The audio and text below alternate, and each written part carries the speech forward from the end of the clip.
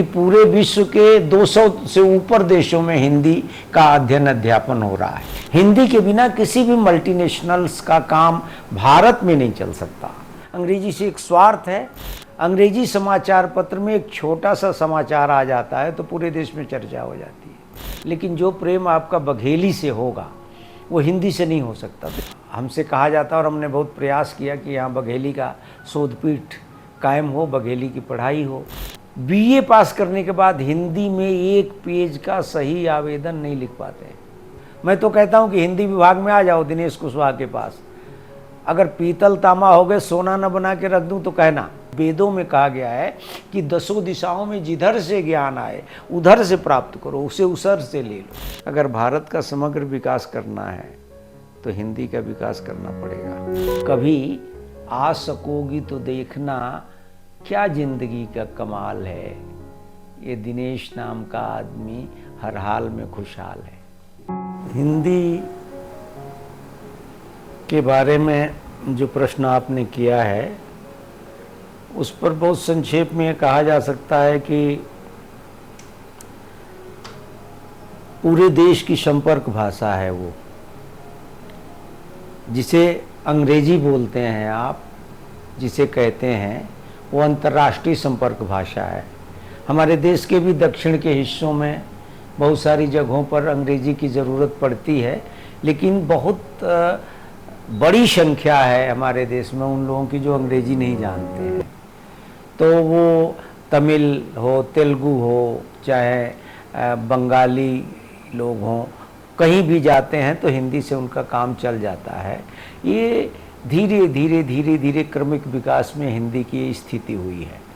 लेकिन हिंदी भाषी लोगों का एक इतना बड़ा बाजार है, बाजार ने हिंदी को एक ऐसा स्वरूप दिया है जिसे हम अपरिहार्य कहेंगे कि हिंदी के बिना काम नहीं चल सकता। पूरे चीन को या अमेरिका को इसलिए प्रिय नहीं है कि भारत उसके बहुत काम आता है, इसलिए प्रिय है कि भारत में एक बहुत बड़ा उपभोक्ता बाजार है और उस बाजार को भारत में चीन भी देखता है, अमेरिका भी देखता है, रूस भी देखता है, दुनिया के अन्य देश भी देखते हैं। तो इसी तरह से हिंदी है। हिंदी के बिना किसी भी मल्टीनेशनल्स का काम भारत में नहीं चल सकता। इन स्थितियों से हिंदी की आज जो स्थिति है कि पूरे विश्व के 200 से ऊपर देशों में हिंदी का अध्ययन अध्यापन हो रहा है और भारतवर्ष में तो है ही। विडंबना ये है कि हमारी राजनीतिक इच्छा शक्ति के कम होने के कारण हिंदी आज तक राष्ट्रभाषा नहीं बन पाई, लेकिन वो अघोषित रूप से देश की भाषा है और हिंदी का जो बहुत विरोध था दक्षिण के प्रदेशों में वो भी अब कम हुआ है। उस तरह से नहीं है जितना शुरुआती दौर में था। और त्रिभाषा फार्मूला जो हमारे देश में लागू किया कि जो हिंदी क्षेत्र के लोग हैं वो भी दक्षिण भारत की एक आध भाषाएं पढ़ें, तो भाई आपसी प्रेम तो एक दूसरे का ख्याल रखने से होता है, कहने से नहीं होता। हम आपके लिए कितने केयरिंग हैं इस बात पर निर्भर करेगा कि हम कितने अच्छे आदमी हैं और हम कितने आपको चाहने वाले हैं। तो अगर दक्षिण के लोगों को लगे कि जो हिंदी भाषी लोग हैं वो हमारे प्रति केयरिंग है, हमारी भाषा का आदर है, वो एक सीखते हैं, लेकिन हमने नहीं है, हमारे अंदर हिपोक्रेसी है, हम छल करते हैं। हमने त्रिभाषा के नाम पर नहीं ठीक से उसको किया। उसको करने का मतलब ये है कि हमारे स्कूलों में, हमारे विद्यालयों में, विश्वविद्यालयों में उस तरह से दक्षिण भारतीय भाषाएं लागू नहीं हुई। तो ठीक है, हिंदी की अपनी बोलियां हैं। अब बघेली के लोग, यहाँ मैं 33 साल से प्रोफेसर हूँ, हमेशा हमसे कहा जाता और हमने बहुत प्रयास किया कि यहाँ बघेली का शोधपीठ कायम हो, बघेली की पढ़ाई हो। तो जिसे हम मदर टंग कहते हैं, मातृभाषा कहते हैं, वो तो हमारे भीतर माँ के दूध की तरह होती है। हम कितना हो हिंदी की बड़ाई आपसे करें, लेकिन जो प्रेम आपका बघेली से होगा वो हिंदी से नहीं हो सकता। तो हिंदी की बहुत सारी बोलियाँ हैं। किसी शायर ने कहा है कि इतने हिस्सों में बट गया हूँ मैं कि मेरे हिस्से में कुछ बचा ही नहीं। तो हिंदी तो इसी तरह की स्थिति हिंदी की है फिलहाल।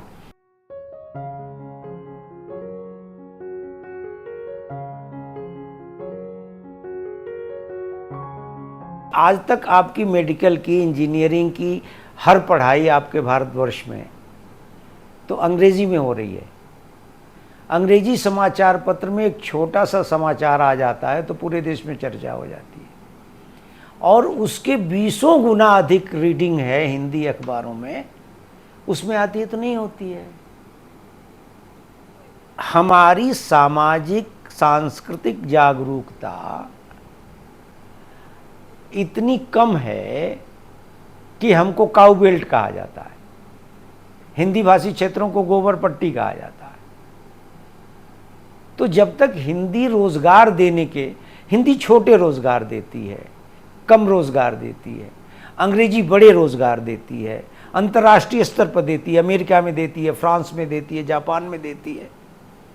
तो और इसके अलावा जो हमारा रूलिंग क्लास है, जिसे हम इलीट कहते हैं अंग्रेजी में, यानी जो हमारा शासक वर्ग है और जो अभिजात्य वर्ग है, यानी जो रिच मिडिल क्लास है उससे लेकर के और हायर क्लास तक सारे लोग अपने बच्चों को अंग्रेजी पढ़ा रहे हैं, क्योंकि अंग्रेजी से उनको अधिक फायदे हैं। तो ये तो सुर नर मन सबकी है रीति, स्वार्थ लाग करें सब प्रीति, अंग्रेजी से एक स्वार्थ है।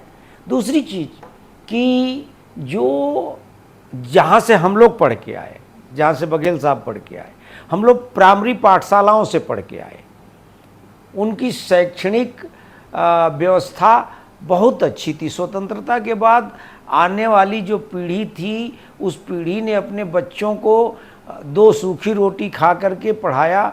अध्यापक लोग 3 रुपये महीने के, हमारे मामा जी मिडिल स्कूल के मास्टर थे, वो बताते थे कि 3 रुपया उनका महीना तनख्वाह उनको मिलती थी। वो लोग विद्यालयों के झोपड़ों में रह करके घास फूस और पुआल पर सो करके लालटेन जला के बच्चों को सुबह शाम पढ़ाते थे। 1 पैसा नहीं लेते थे, 10 पैसा नहीं लेते थे। लेकिन आज स्थिति है कि लड़के हाई स्कूल तक, 12वीं तक, बीए पास करने के बाद हिंदी में 1 पेज का सही आवेदन नहीं लिख पाते हैं। तो हमारी जो शिक्षा व्यवस्था है, उस शिक्षा व्यवस्था को, इसीलिए आप देखिए ना कि हर मोहल्ले में एक अंग्रेजी स्कूल है। आप भारतवर्ष के लोग हो, जगत गुरु कहते हो अपने आप को, हिंदी आपका सिरमौर है, हिंदी सर्वश्रेष्ठ है, सब कुछ है, तो उसके लिए क्या कर रहे हैं हम? हमने गली मोहल्ले में तो हिंदी स्कूल नहीं, हमने चैलेंज तो स्वीकार नहीं किया कि हम हिंदी के विद्यालयों को इस तरह का बना देंगे कि वो अंग्रेजी के विद्यालयों में पढ़ने वाले लड़कों को उनके बराबर कर देंगे। कोई गोविंद सिंह होना चाहिए ना हिंदी का, कि 1.25 लाख से 1 लड़ाऊँ तब गोविंद सिंह नाम कहाऊँ। मैं तो कहता हूँ कि हिंदी विभाग में आ जाओ दिनेश कुशवाहा के पास, अगर पीतल तांबा हो गए सोना न बना के रख दूँ तो कहना, लेकिन दूसरे की का भी विल होना चाहिए, दोनों का होना चाहिए। इसके बावजूद जो शुभ है वो शुभ ये है कि हिंदी में इधर बहुत रोजगारों का सृजन हुआ है। हिंदी ऑफिसर हुआ है तमाम बैंकों में, फैक्ट्रियों में, प्राइमरी स्कूल, हायर सेकेंडरी, महाविद्यालय, विश्वविद्यालय, सब जगह हिंदी के अध्यापकों की ज़रूरत है। कुछ विद्वान, कुछ बुद्धिजीवी इस चिंता से काम शुरू किया उन्होंने कि जो विश्व की बहुत प्रसिद्ध किताबें हैं जो विभिन्न भाषाओं से अंग्रेजी में आई, तो अंग्रेजी से उसका हिंदी अनुवाद कर दिया जाए कि हिंदी के पाठक उन्हें पढ़ें। आजकल सोशल मीडिया पर भी ऑडियो बुक्स बहुत सारी आती हैं, अब उन सब का नाम लेना उचित नहीं है, लेकिन उससे भी ज्ञान का एक तरह से विस्तार होता है, एक्सटेंशन ऑफ नॉलेज जिसे हम कहेंगे कि वो होता है। तो हिंदी में ऐसी किताबें क्यों नहीं लिखी जाएं जो उन्हें सूर्य ग्रहण और चंद्र ग्रहण के बारे में बताएं। गुणाकर मुले ने, विज्ञान विषयक और बहुत सारे लोगों ने कहानियाँ लिखी। तो हिंदी का जो टेम्परामेंट है वो सिर्फ सत्यनारायण व्रत कथा के बराबर नहीं होना चाहिए, ठीक है ना। श्रीमद् भागवत सुन के ही हमारा काम नहीं चलेगा। हमको इसरो के वैज्ञानिक क्या क्या कर रहे हैं, हमारी मिसाइलें कैसे काम करती हैं, हमारा रक्षा तंत्र कैसे काम करता है, हमारे वैज्ञानिक किन खोजों में लगे हैं, हमारे यहाँ औषधि विज्ञान में, आयुर्वेद में क्या हो रहा है। तो इन सारी चीज़ों पर भी हिंदी में काम होना चाहिए, तब हिंदी जाके एक जागृत और उन्नत भाषा के रूप में आ सकेगी।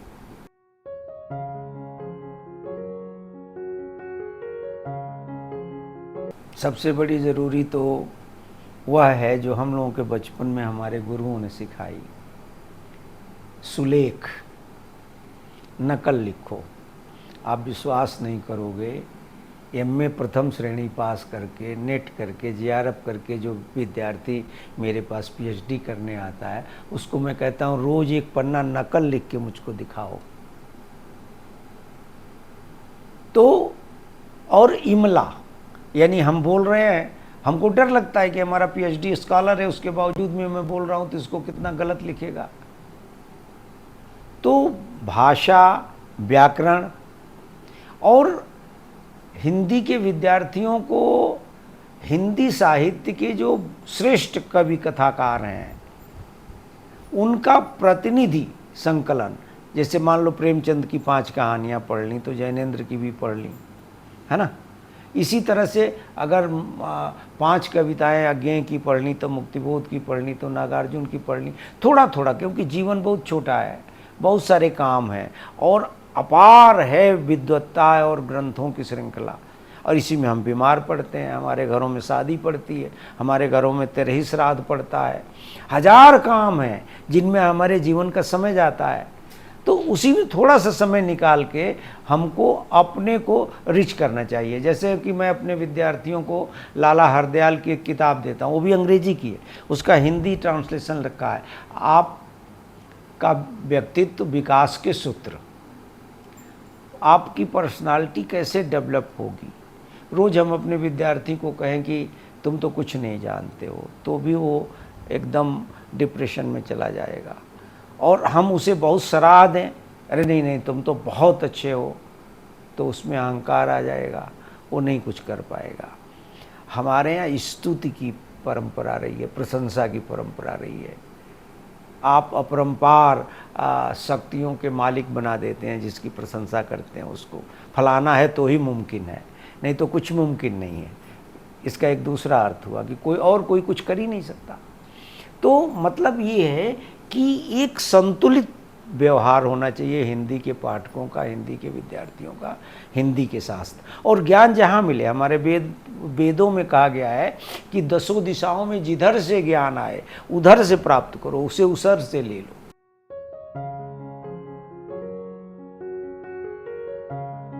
हर युवा को हिंदी साहित्य पढ़ना जरूरी है। अगर कोई भारत में पैदा हुआ है और जवान हो रहा है तो उसे तरह तरह से हम शिक्षित करते हैं। जैसे संस्कार हैं, माता पिता, गुरु से और तमाम लोगों से वो उन्हें प्राप्त होता है। साहित्य हमारी संवेदना का परिष्कार करता है।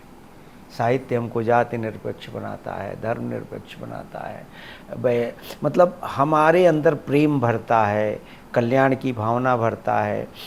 तो साहित्य तो एक खुराक है, मानसिक खुराक है। अगर आप साहित्य के पास नहीं जाएंगे तो आप तुलसी को नहीं समझ पाएंगे, कबीर को समझ नहीं पाएंगे।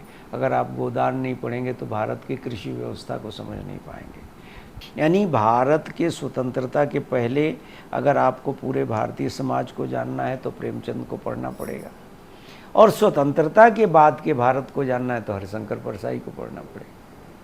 तो इस साहित्य तो हर विषय और हर युवा के लिए ज़रूरी है। और बुढ़ापा में तो साहित्य लाठी है, उसके बिना तो जीवन ही नहीं कटेगा, क्योंकि बेटे बेटी बहू सब दूसरी जगह रहेंगे। एकदम नई व्यवस्था आ गई है, हर आदमी जो है ना अब अकेला है, तो इसलिए साहित्य ही साथी है।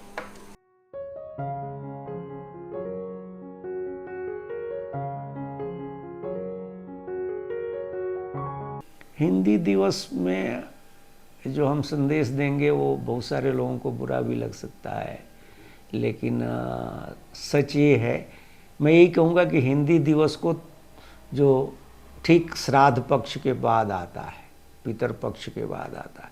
तो उसे ऐसे मत बनाओ जैसे पितरपक्ष मनाते हैं कि जबरदस्ती पिताजी का तर्पण कर रहे हो। हिंदी को तर्पण करने की ज़रूरत नहीं है, उसकी कमियों पर, उसके गुणों पर विचार करने की ज़रूरत है। और निश्चित रूप से ये जान लीजिए कि चीन, जापान, अमेरिका जो भी आगे गया है उसकी अपनी एक भाषा है, उस भाषा के विकास को लेके आगे गया है। अगर भारत का समग्र विकास करना है तो हिंदी का विकास करना पड़ेगा। और कोई भी इसमें बहुत हमको मतलब निराशा नहीं है कि क्योंकि हिंदी बहुत दिन की भाषा नहीं है, ठीक है ना। लेकिन हाँ, अपने लोगों से डर लगता है। मेरी कविता पढ़ाई जाती है वार्षा विश्वविद्यालय में, पोलैंड में, तो मुझे बहुत सुख मिलता है। होना ही चाहिए कि जैसे हम दूसरे लोगों पर के कामों पर गर्व करते हैं, वैसे हम लोगों को अपने घर के जोगियों को भी पहचानना चाहिए। हम लोग अपने घर के जोगियों को जोगड़ा बना देते हैं और दूसरे गांव के जोगियों को सिद्ध मान लेते हैं। एक बहुत अच्छा शेर है, शायद निदा फाजली का या किसका है, वो उर्दू के लिए है कि सब मेरे चाहने वाले हैं, सब मेरे चाहने वाले हैं, मेरा कोई नहीं। मैं भी इस देश में उर्दू की तरह रहता हूँ। बड़े अंग्रेजी माध्यम के विश्वविद्यालयों और विद्यालयों ने हिंदी को इस समय एक चुनौती दे रखी है। हिंदी के जितने चाहने वाले हैं उनको मेरा संदेश है कि इस चुनौती का सामना करें और डट के सामना करें, साहस के साथ सामना करें। हिंदी का स्वर्णिम भविष्य कोई नहीं रोक सकता। और मेरी अपनी कविता कि कभी आ सकोगी तो देखना, कभी आ सकोगी तो देखना, क्या जिंदगी का कमाल है, ये दिनेश नाम का आदमी हर हाल में खुशहाल है।